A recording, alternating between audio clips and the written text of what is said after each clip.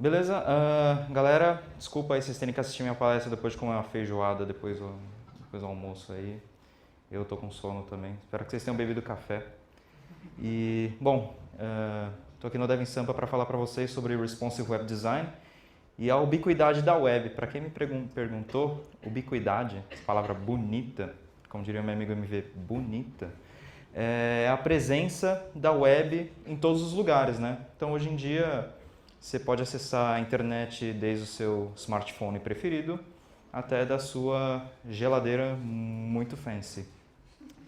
Então, para começar a falar sobre o Responsive Web Design, primeiro eu vou falar um pouco sobre a história do design na web, né?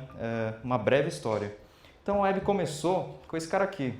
Esse cara é o Tim Berners-Lee, que ele simplesmente inventou o protocolo HTTP, a linguagem HTML, ele é o diretor da W3C e ele é cavaleiro, então não é todo mundo que consegue fazer tudo isso, né?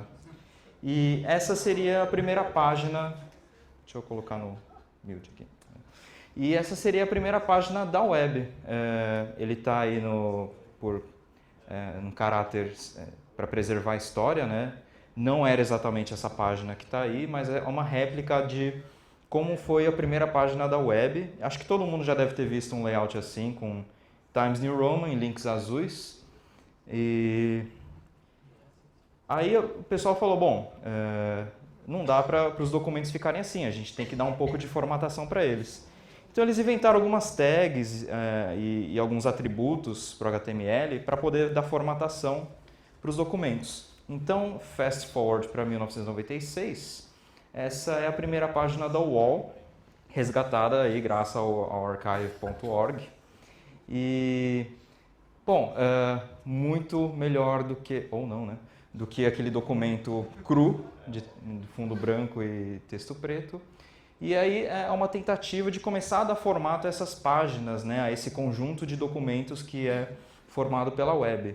E então, a partir de 1996, o pessoal começou a pegar esses atributos que poderiam dar forma ao HTML. Então, basicamente, são imagens, fontes, tag fonte lendária, né?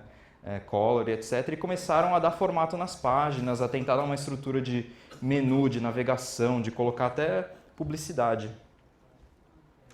E só que design na web, naquela época, não era uma coisa muito praticada, né? Ninguém sabia como fazer design na web. Mas a gente já sabia fazer design, quer dizer, esses caras aí da Bauhaus, do design moderno, design suíço, eles sempre se preocuparam com diagramação, já sabiam aplicar grid, tipografia. Então a ideia de ter um grid para texto, de ter colunas, de ter módulos, isso aí a gente tem desde a época que o Gutenberg inventou os tipos prensados e começou a trabalhar com essa ideia de diagramação de livros, até antes de surgir a web, né?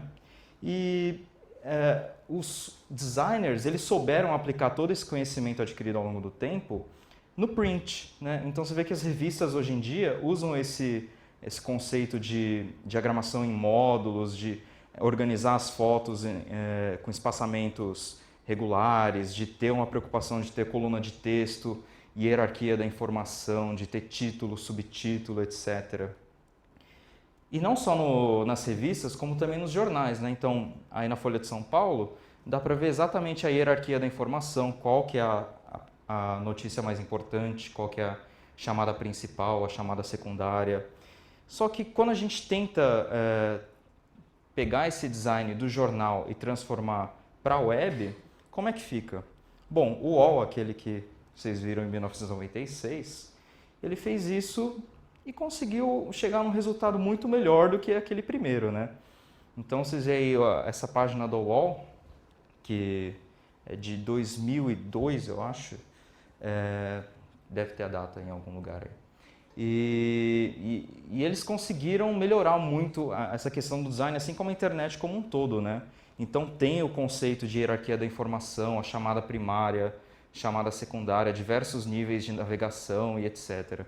Então, pouco a pouco, principalmente a partir do ano 2000, nós soubemos aplicar design na web, pegar todo aquele histórico do design, de grid, de tipografia, diagramação e transformar isso para a web. Então a gente começou a fazer sites um pouco melhores. Só que como que fica a questão do markup do HTML, né? Se a gente for dar um inspect de como era essa página, é agosto de 2002. Se a gente der um inspect nessa página, vai ver aí uma estrutura que, para quem trabalha na web já há um tempo, acreditem, tem gente hoje em dia que nunca viu o layout em table, mas sinal de que a gente está ficando velho. O layout era assim, baseado em tables com tags B e tags fonte, etc. E basicamente formado por imagens. E hoje em dia a gente sabe que isso é evil, não pode fazer isso, não pode fazer layouts em tabela. Por quê? Porque não é semântico, você não descreve o documento, é difícil de manter, etc. Bom, há alguns anos isso foi uma luta, mas hoje em dia todo mundo sabe disso, né?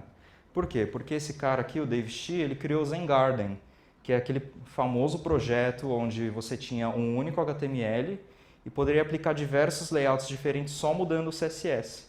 Então ele que foi meio que o evangelista na hora de desacoplar o HTML da apresentação, né, e criar documentos mais semânticos. Então, só dando uma recapitulada aí no que aconteceu. Primeiro, Tim Berners-Lee criou aí o padrão no HTML. A gente pegou o design que era aplicado no mundo do print e aplicou na web, bacana, só que usando o table. Aí veio a galera do Tableless e criou esse movimento de semântica para a gente parar de usar tabelas e descrever melhor os nossos documentos e usar CSS. E a partir daí a gente criou uma série de standards, são padrões, são guidelines que a gente usa hoje em dia. Mas aí, qual que é o próximo passo no front-end, né, na web, em termos de boas práticas? Bom, se a gente for ver hoje em dia, o que está acontecendo? Quando a gente anda de metrô, vê todo mundo grudado na tela do smartphone, né? Então, você entra lá no metrô, tá todo mundo vendo Facebook, tá todo mundo vendo e-mail, alguns jogam paciência no BlackBerry, porque não tem muito mais o que fazer no BlackBerry. Mas também, eu vi um cara na linha verde que ele estava com a mochila assim para frente, aí ele abriu a mochila e usou a mochila meio que como apoio para o iPad e ficou lendo o livro no iPad, assim, hands-free. Falei, caramba, como que a coisa evolui, né? Pensei que ninguém usava iPad no metrô. Eu até fazia piada com a menina aqui que está usando iPad no metrô, né? São Paulo não rola fazer isso, mas já vi várias vezes a galera com Kindle, com iPad, com tablet da Samsung aí nos transportes públicos. E é isso, hoje em dia você acessa a internet de todo lugar, seja no metrô, até no banheiro, né? E não só isso, como pessoas de ranges muito maiores de idade passaram a acessar a web, né? Então, hoje em dia, pessoas mais idosas conseguem acessar a web graças a uma preocupação maior com a acessibilidade, com uma barreira de entrada menor com dispositivos móveis, quanto crianças de, sei lá, 2 anos de idade já conseguem usar um iPad. Quer dizer, minha priminha, quando tinha 3 anos, ela já sabia entrar no YouTube e colocar os vídeos lá do Backyardigans no iPad. Então, essa evolução em termos de acesso à web fez com que cada vez mais pessoas pudessem acessá-la. E aí você vê até coisas meio bizarras, tipo pessoas tirando foto com o iPad, né? Não sei se você já viram aquela figura, né, da galera no show, né, fazendo assim e tal, né?